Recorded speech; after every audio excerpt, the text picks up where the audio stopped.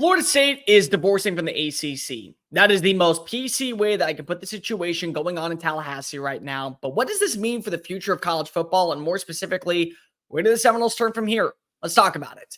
If you are new, welcome on into the channel. My name is Cole Thompson. I'm a radio show host based in Houston, and I talk college football daily. So if this is the type of content you enjoy, plus anything going on with coaching searches, bowl eligibility, the transfer portal, and a bunch of other nonsense we call in our crazy sport, make sure that you smash that subscribe button down below. Leave a comment telling me your thoughts on the future of college football, plus what this entails for the SEC, the ACC, and any conference moving forward. Tell your friends, your family, your mortal enemies, your best of bros, the drunk dude passed out in a college football parking lot, and college football fans everywhere about this channel. Give me a follow on social media at Mr. Cole Thompson. I call it Twitter. You can call it X. I don't really care what Elon wants to call it, but that way, the conversation of college football never has to stop flowing. So, Florida State, Friday morning, the Board of Trustees voted unanimously to sue the ACC and challenge the legality of the league's grant of rights and its $130 million withdrawal fee, which is the first step of the school's future endeavors of potentially exiting the conference for good. Long story short, ACC, they royally messed up. I don't know what's really going on in terms of why this is happening with Florida State, but it's abundantly clear they're done with the conference. This is like one side of a marriage coming to an end and being blindsided with papers and being served in your office. Jaw drop. Everybody just sits there on pins and needles and wondering what happens next. What went wrong? Well, it's abundantly clear that the entire process of what happened with the college football playoff, them going undefeated, them posting in a perfect record, 13-0, winning the conference, and still falling short at number 5, watching Alabama surpass them, played a big factor in this. I think that was the nail in the coffin and everything going on. And Jim Phillips can say what he wants about what the future entails for the ACC, but it's abundantly clear we are moving toward a 2-conference system. And that's not to say that the other conferences won't matter. The Big 12 is bountiful, filled with talent, potential, great programs on the rise. Arizona, Utah. You also have Oklahoma State still being a staple. TCU just a year ago was playing in the national championship. Other programs like Baylor have shown success and countless others. And the ACC has talent. Syracuse, I think, is going to be turning the corner very soon. You have a constant 9-3 team in Raleigh, North Carolina, as NC State never seems to falter. Miami seems to be on the come up. I definitely believe in anybody who watches my videos hears me talk about the Hurricanes being next year's Texas with what they're able to work in the transfer portal and on the recruiting trail. You look at other programs such as Duke and then Virginia and Virginia Tech. They're staples of the conference. But the bottom line is that with the new media rights contracts that have been offered to the Big Ten and the SEC, everyone wants a piece of the pie. Everybody wants an opportunity to be able to hold their own. And there were conversations talking about, the new teams that were joining the ACC, SMU coming over from Dallas. Then you have Palo Alto bringing over Stanford, and Cal Berkeley is now joining in the conference as well. And FSU doesn't like that. The thing that I think is going to happen very soon in the world of college football is we don't have to worry about where Florida State turns next. Everyone knows that they will take offers from anywhere in the world. Big 12 is the name that's been monitored. I hate to break it to you. Brett Yormark is a marketing man. He understands that this is a business, and college football, no matter how you want to phrase it, will always be a product first and a play style second. It's an entertainment thing, but it's an entertainment product. That's the key element here, is that it is a product, and people will always want to see the product make the most cash and the most resources and bring in the most net gain profit. I don't think you have to worry about that when it comes to the Big 12. No matter what Brett Yormark says, they're not going there. Big 10 is going to be an option. I know that people have mentioned that. I think everybody's looking at Atlanta and Birmingham right now, seeing if Greg Sankey is going to be willing to offer a brand new deal, bring them over, maybe join Clemson, NC State follows suit, Miami comes over soon. But bottom line, I think Chip Kelly might have been onto something. So for those of you that weren't paying attention a few weeks ago after the LA Bowl, Chip Kelly talked about what the future of college football should entail and really the future of college athletics. And I don't think he was that far off. Just because football is leaving for a new conference, does that mean every other sport has to follow suit? Like, he's talking about how the softball team will now be taking on competition like Penn State or Ohio State or Michigan. And Michigan's had a decent team every few years, but you think of the Pac-12 and you think of the schools that come out from there, UCLA, Arizona State's had some good teams, all of that in softball.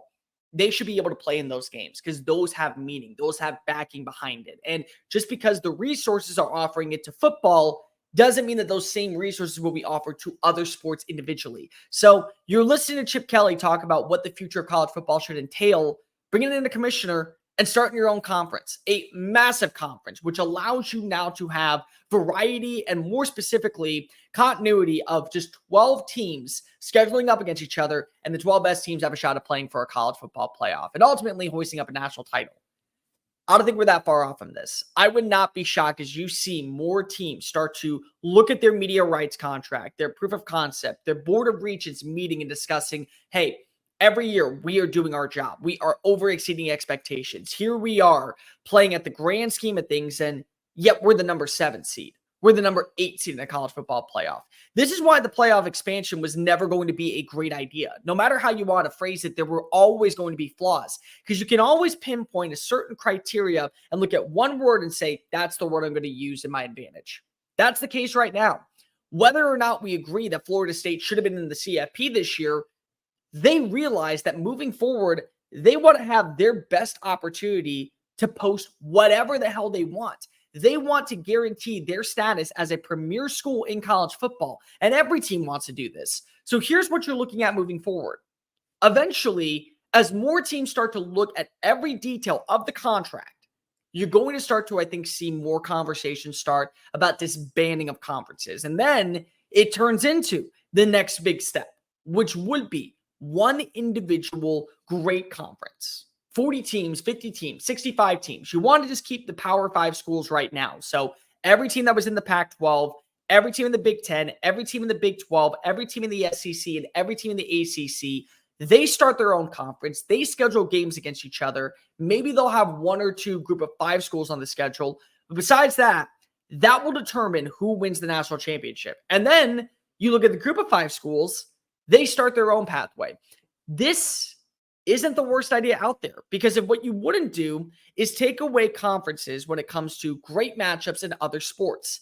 Pageantry in athletics is a big deal and rivalries mean something. We talk about it in football because it is the number 1 sport at the collegiate level. It brings in millions of viewers, not only via revenue in terms of the stands and resources that come into the complex every single weekend, but also on television.